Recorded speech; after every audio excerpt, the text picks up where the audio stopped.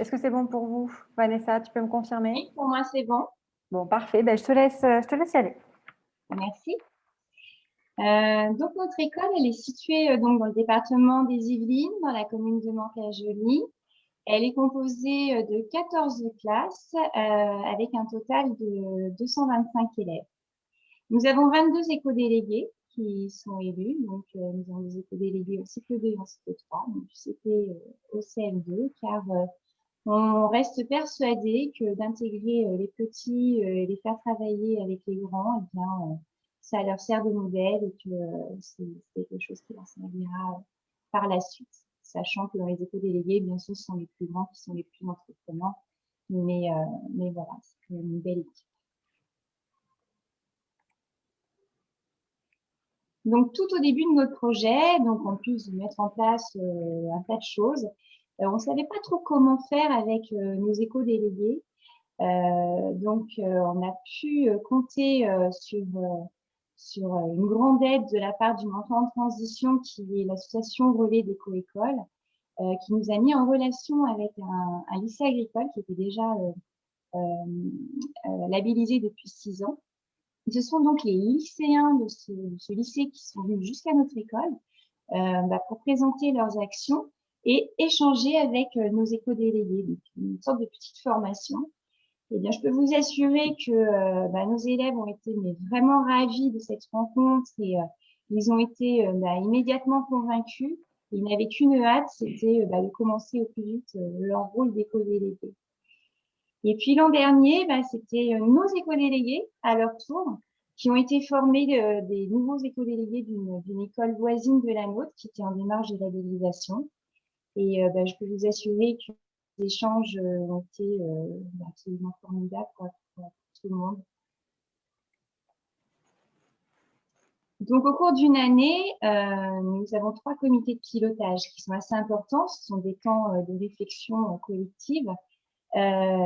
Ces 3 comités de pilotage rassemblent donc les acteurs des établissements scolaires, donc les enseignants, les éco-délégués, la direction, mais aussi les acteurs du territoire, comme la mairie, la communauté urbaine, des associations et bien sûr les parents délégués. Donc ici, vous verrez qu'il y a des logos de nos partenaires principaux, qui sont des partenaires locaux.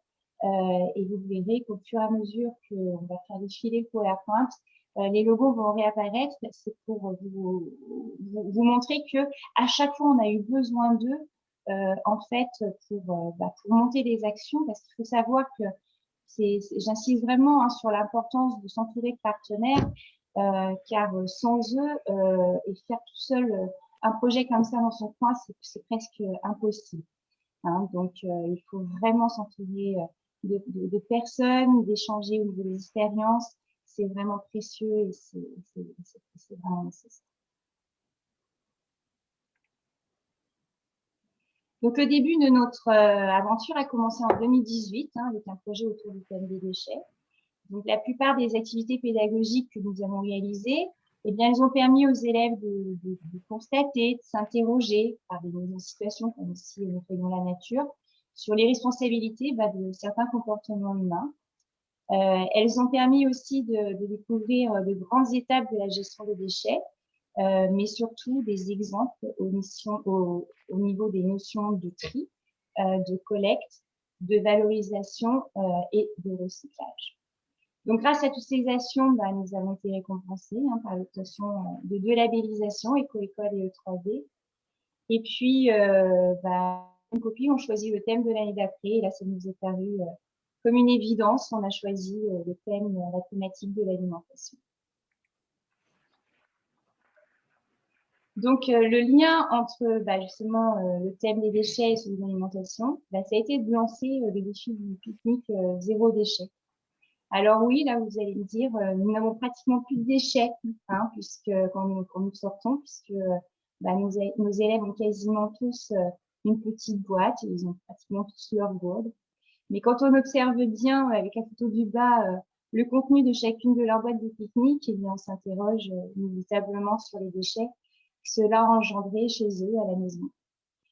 Alors, bon, bah, tout ça, c'est des échanges qu'il faut avoir avec eux, hein, et il faut profiter de ces moments-là pour qu'il y ait des prises de conscience. Et puis, les enfants qui sont très motivés veulent élargir ce défi sur les goûters de retour de piscine et les goûters aussi du périscolaire.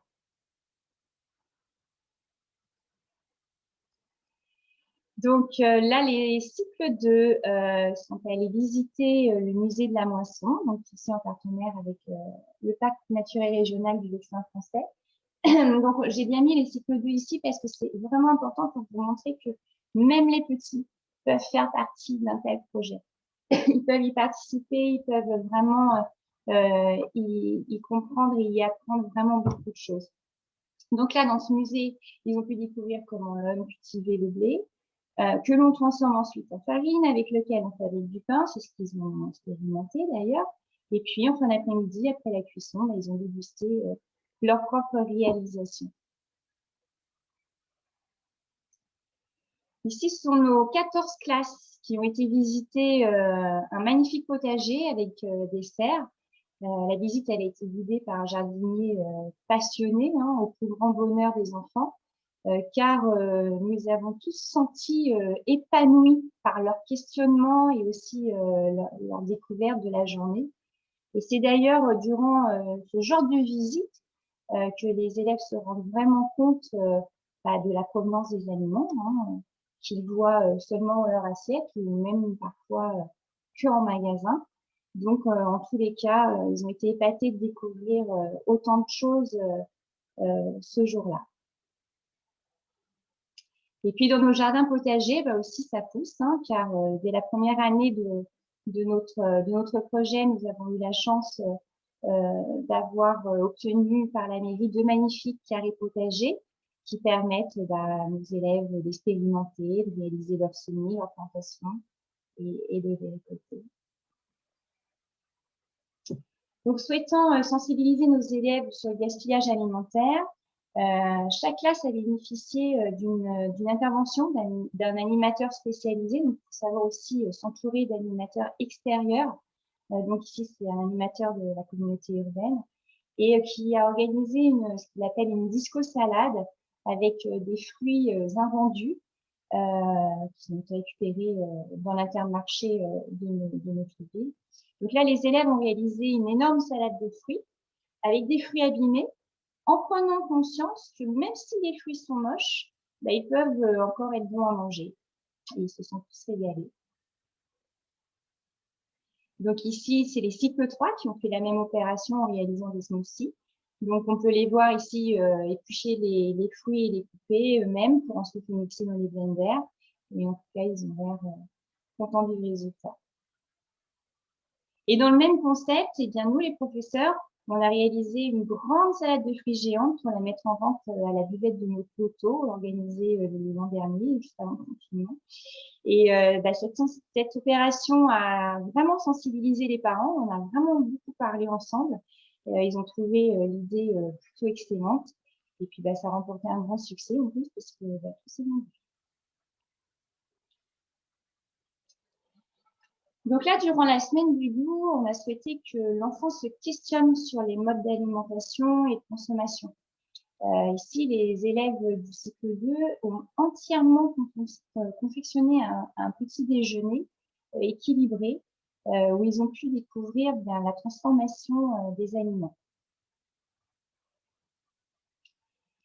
Cette diapo est assez intéressante car on y voit une salle de classe complètement transformée en cuisine. Hein, ça s'est passé aussi pendant une semaine où les élèves de cycle 3 confectionnent des recettes à partir de courges, principalement des citrouilles. Et leur grand plaisir de cuisiner, ils n'ont pas fait que ça. Loin de là. Il faut savoir que sur un tel projet, nous avons énormément de séances transdisciplinaires, par exemple en sciences.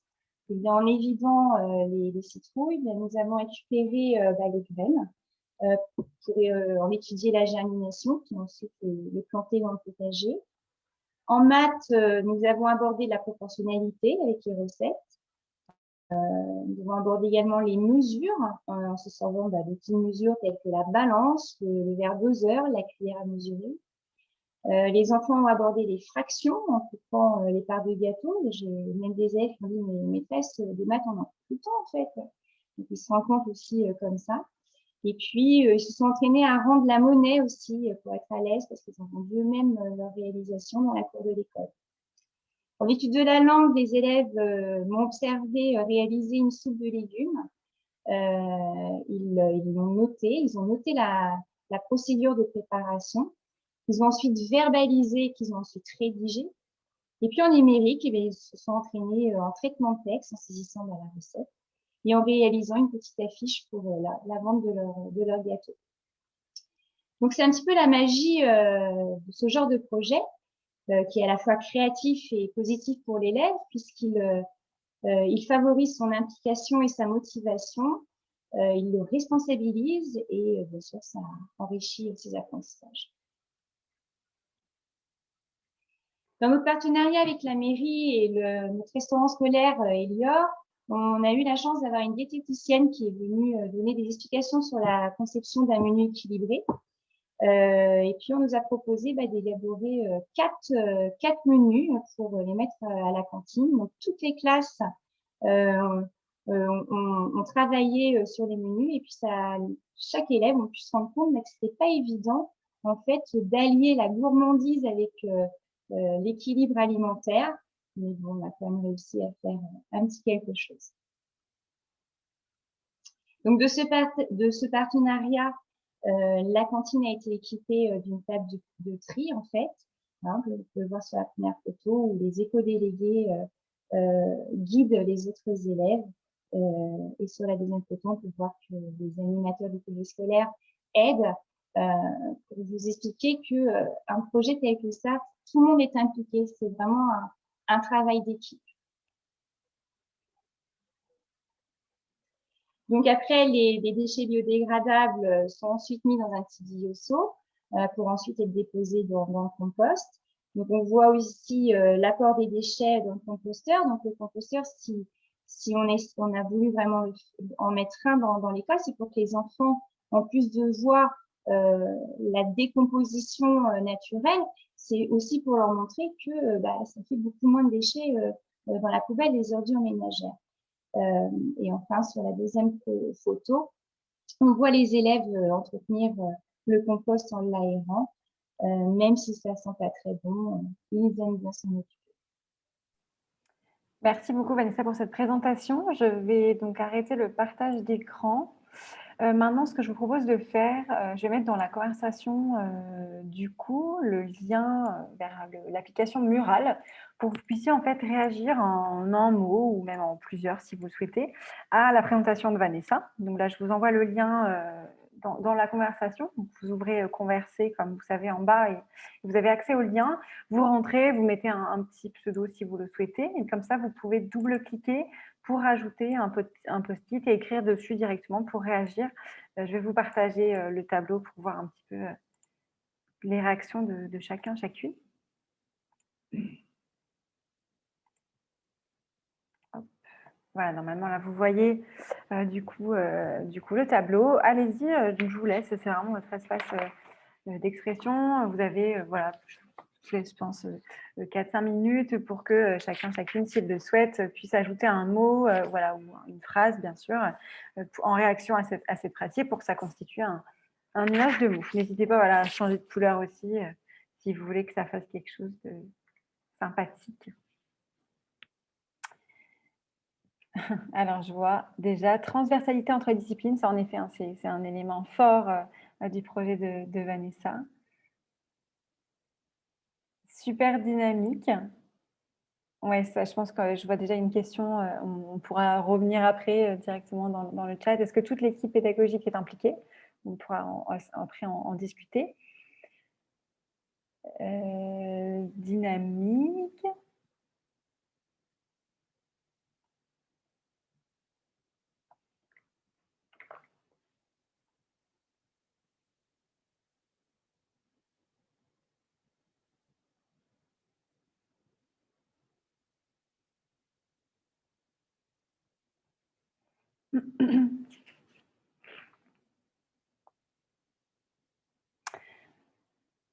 Alors, je vois dynamique de projet pour les apprentissages, apprendre par le concret. Oui, tout à fait. Éducatif, réfléchir sur ses choix. Alors, partenariat avec le syndicat de collecte des déchets. La multiplicité des sujets est très intéressante pour que les élèves aient une vision globale du projet d'école. Allez-y, je vous laisse. Vous avez encore, je vois qu'il y a des gens qui souhaitent encore réagir. Je vous laisse le temps, bien sûr. Réfléchir sur l'impact de ses choix. Je ne sais pas si je l'avais lu encore. EDD comme support de bien des apprentissages, absolument, avec ce projet transdisciplinaire. Rester vigilant, peut-être que ça, la personne voudra expliciter ça dans la conversation plus tard.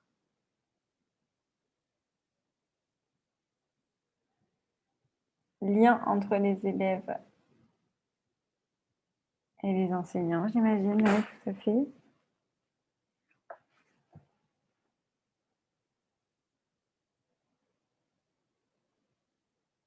Allez-y, s'il y a encore quelques petites réactions, et après on repasse sur la conversation.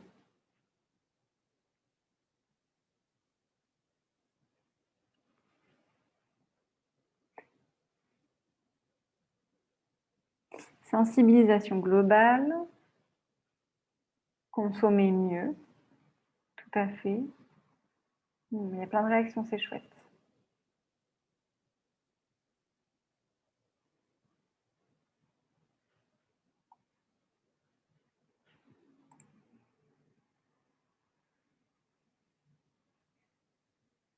Bien-être.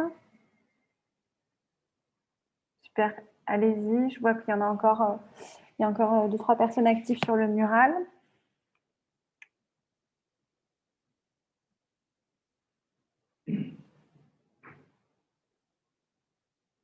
Déjouer.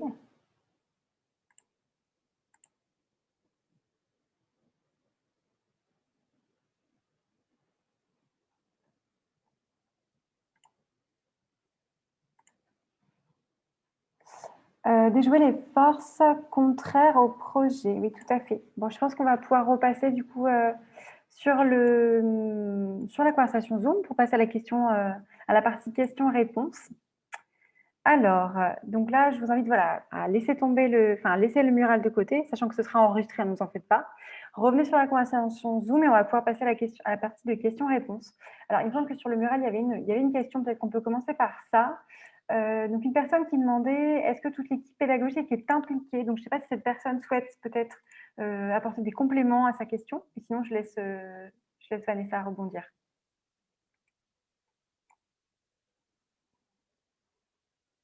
Bon, Vanessa, je pense que tu peux directement comprendre, tu peux directement répondre, pardon. Oui, donc nous avons cette chance où effectivement les 14 professeurs sont impliqués dans le projet. En tous les cas, personne ne s'y oppose. Après, il y a des collègues qui sont plus ou moins investis, mais voilà, c'est une généralité. Faut faire avec. Faut pas que ce soit une obligation non plus. Faut rien obliger. Il faut laisser faire et puis montrer l'exemple et puis les choses se font tranquillement. En fait. Oui, super. Si je peux apporter quelque chose, je pense qu'en effet, il peut y avoir un aspect communication autour du projet. Puis après, comme tu dis, Vanessa, chacun aussi s'implique à son niveau, selon ses envies, selon ses dispos. Donc, en effet, bien sûr, il faut pas que ce soit non plus trop quelque chose de contraignant. N'hésitez pas surtout à réagir, en fait, et à poser une question dans la conversation. Je vois que, du coup, Monsieur Baptiste Brunet-Fortin souhaite prendre la parole. Allez-y, je vous laisse Oui, bonjour. activer le micro. Moi, j'avais une petite question là, sur tous les acteurs que vous avez fait intervenir dans votre projet. Je voulais savoir comment est-ce que vous les avez trouvés. Est-ce que vous avez été les démarcher un par un et comment est-ce que du coup ils sont venus? Est-ce que c'est tout seul en fait chez vous? Donc, non, ils ne sont pas venus, ça c'est sûr. Il faut les démarcher un par un, c'est très long au démarrage. Il faut pas hésiter à envoyer des mails au démarrage, il faut pas hésiter de téléphoner. Et puis souvent les gens répondent, hein, c'est pas voilà. Après, si vous pouvez les rencontrer, c'est mieux, mais il faut se dire qu'au démarrage, c'est quand même un petit peu de temps. Mais c'est un petit peu de temps qui n'est jamais perdu, Bien puisque vous sûr. apprenez, voilà, vous apprenez toujours, ils vous donnent des relations avec d'autres personnes auxquelles vous n'auriez pas pensé. Donc après, voilà, vous créez un relationnel absolument super.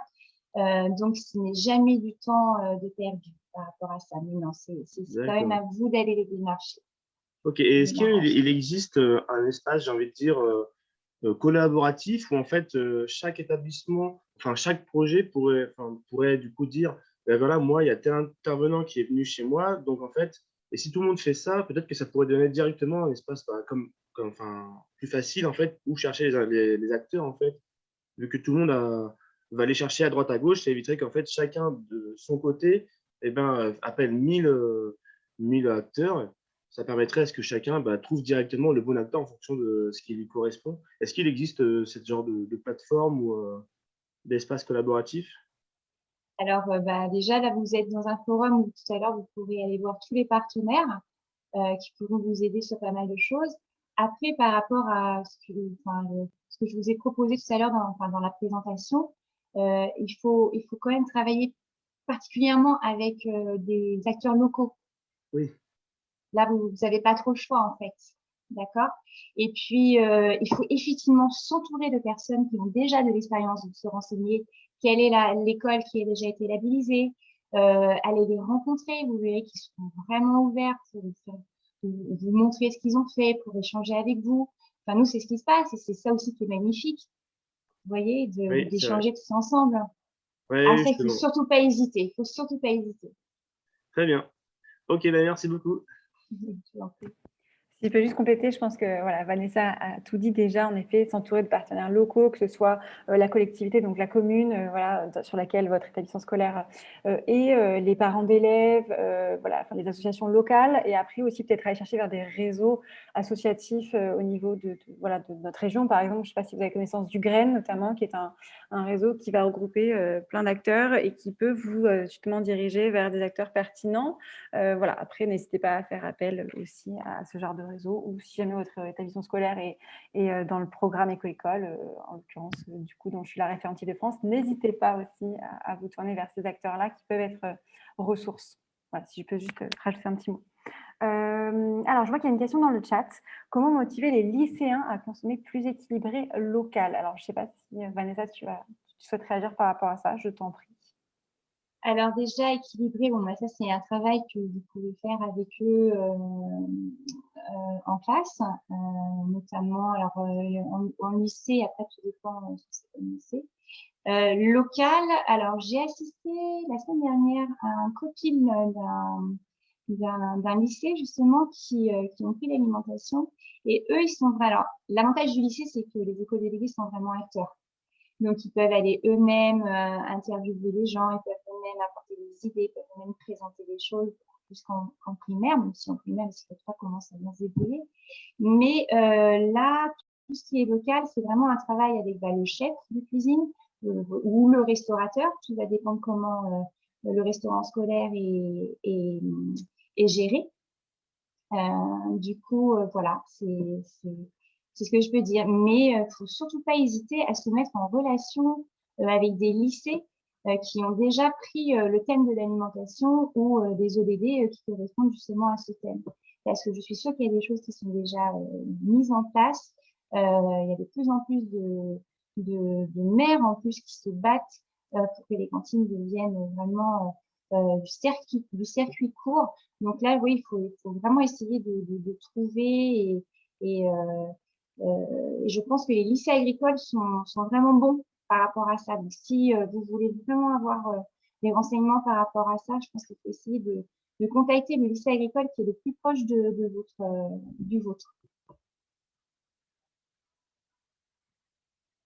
Ah, je n'entends plus rien, Oui, non, Alexandre. Voilà. c'est moi, excusez-moi, j'avais laissé mon micro coupé. La personne, du coup, réagit dans le chat. Peut-être que vous voulez directement prendre la parole, monsieur le curieux, du coup. Ah, Voilà, la ah ben cantine oui. propose des produits bio. Ouais. Eh oui, oui, oui, c'est compliqué. Ben, j'imagine bien. j'imagine bien, il y a tellement de travail à faire, voilà, bien sûr. Alors les frites, oui, mais alors pourquoi pas des frites autrement. Après, voilà, faut sensibiliser. Il faudrait peut-être, je sais pas, faire un exposé sur les méfaits des frites si on en mange trop souvent. Les frites, c'est bon si on en mange de temps en temps, mais c'est impossible d'en manger tous les jours si on veut rester en bonne santé, par exemple. Et ça, ouais, les jeunes, c'est compliqué, hein. C'est super compliqué. Puis alors après, tout va dépendre comment c'est à la maison, pour ces jeunes-là, etc. C'est vrai qu'on a un travail avec le chef de cantine là-dessus, donc Ouais. les éco-délégués sont motivés, etc. Mais qu'on a un lycée avec 1500 élèves et il y a effectivement très très peu de... Finalement, il y a énormément de gaspillage en fait de tous les produits, même quand on leur propose des pains spéciaux, etc. Ils les prennent pas, donc c'est un peu dommage. Est-ce que c'est eux qui sont moteurs, hein, les élèves, justement, quand vous proposez des choses comme ça, est-ce que ce sont les professeurs ou est-ce que ce sont les éco-délégués ou les élèves?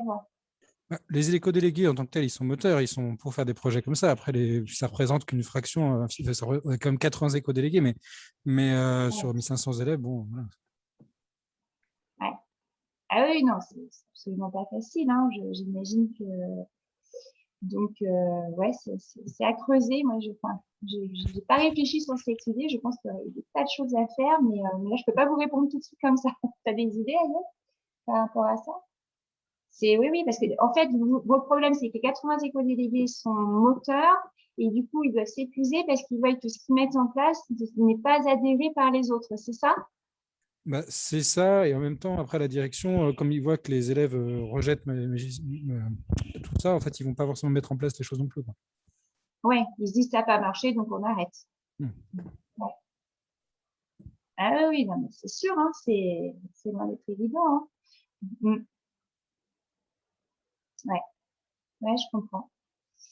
Là, il faudrait y réfléchir. Ça serait presque une réunion de réflexion. Ouais. Il faudrait s'entourer de pas mal de gens qui sont dans votre problématique et qui sont pas très loin de chez vous et faire vraiment une réunion de réflexion par rapport à ça, quoi. Et c'est intéressant en même temps, mais ça doit être vraiment être un problème, effectivement. Faut pas se décourager surtout, hein. Si je peux me permettre, si tu veux, Vanessa, pour rebondir un peu sur ça, c'est une grosse problématique en effet.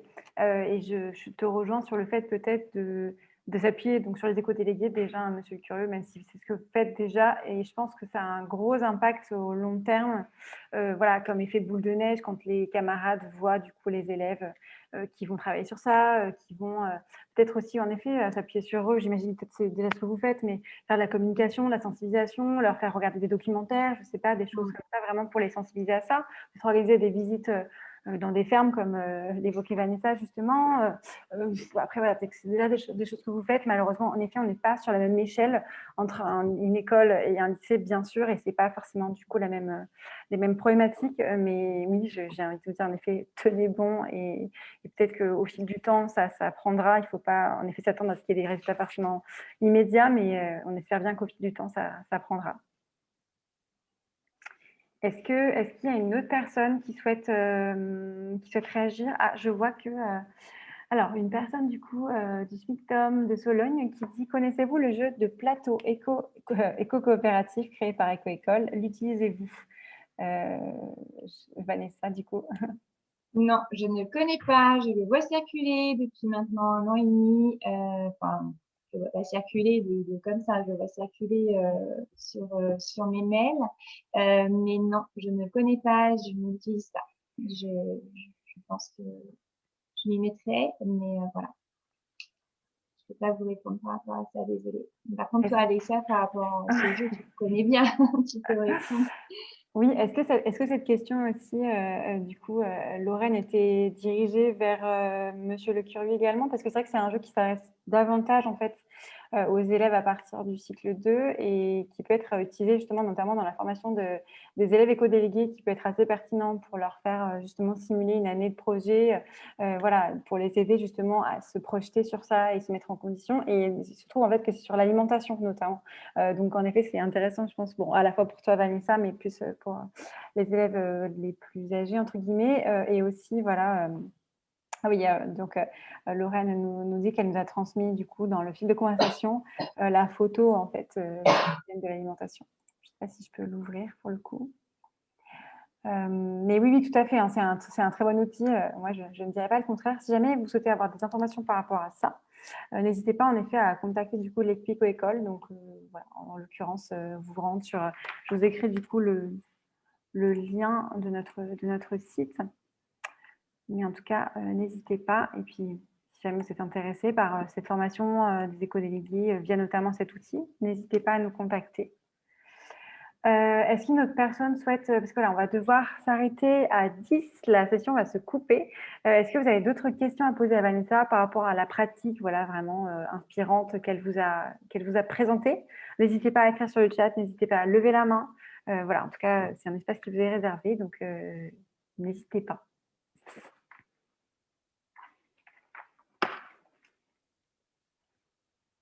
Je vais regarder sur le mural s'il y avait d'autres questions, il ne me semble pas.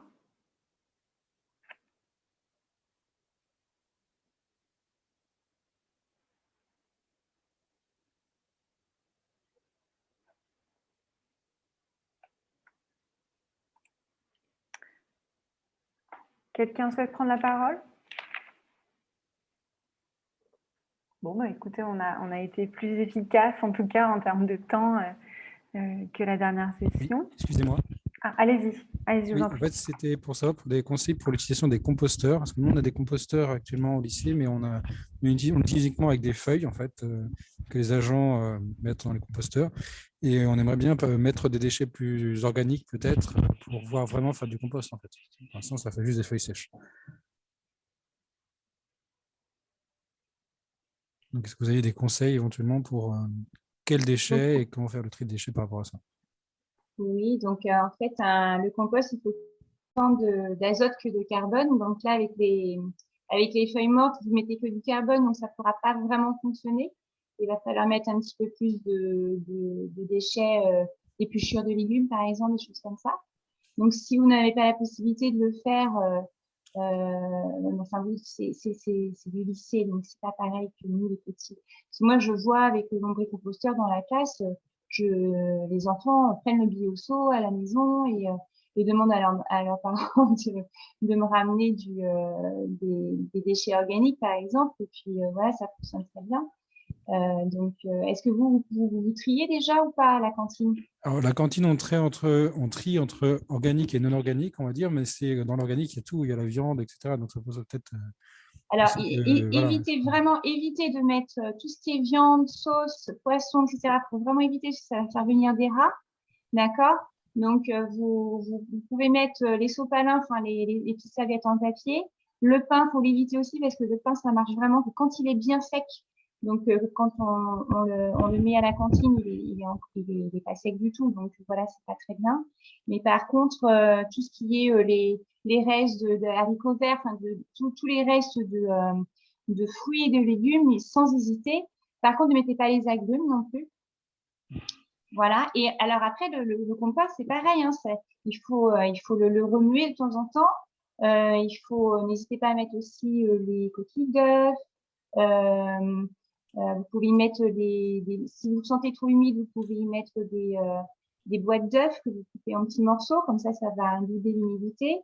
Il faut sans arrêt le secouer, il faut l'aérer. Alors, quand je dis sans arrêt, non, ça peut être une fois tous les 15 jours, ça suffit largement. Et puis, bah, si vous sentez qu'il y a un petit peu trop d'odeur, etc., ou qu'il y a des erreurs, et ben, vous mettez de la paille. La paille, ça arrange beaucoup de choses. D'accord. Merci. Après, vous avez des formations par rapport des petits webinaires et des choses comme ça par rapport à comment faire un compost. Parce que moi, tout ça, je l'ai appris comme ça. Hein. Quand je me suis lancée, je savais pas trop comment faire un compost. Depuis, bah, j'en ai à la maison. Enfin, voilà, quoi. Voilà, c'est... Est-ce Puis que vous avez, est-ce que vous avez éventuellement des liens, des sites sur lesquels on peut avoir des informations, enfin retrouver ces informations?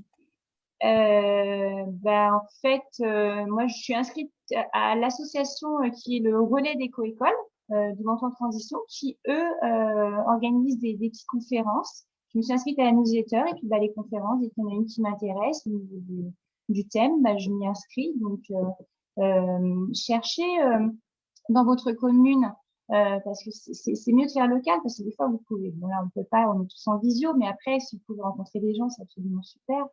Donc, il doit y avoir automatiquement, vous appelez Éco-École, par exemple, ils vont vous donner l'association relais du territoire dans lequel vous vous trouvez. Vous prenez contact avec eux et automatiquement, eux, c'est sûr, ils vont vous donner tous ces tuyaux-là. Ils vont vous donner tous les coordonnées de tous les gens qui peuvent vous renseigner sur tout ça. Et après, c'est à vous de vraiment créer un lien. Et puis après, vous verrez, vous aurez la question à beaucoup de réponses.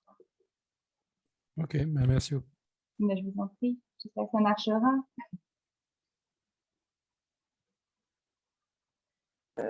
Merci beaucoup en tout cas pour toutes vos réactions. Malheureusement, on va bientôt devoir se quitter. Oui, donc en effet, du coup, la personne du SMICTOM de Sologne nous dit que le jeu de plateau, du coup, Éco-École, coûte en effet, c'est en effet payant.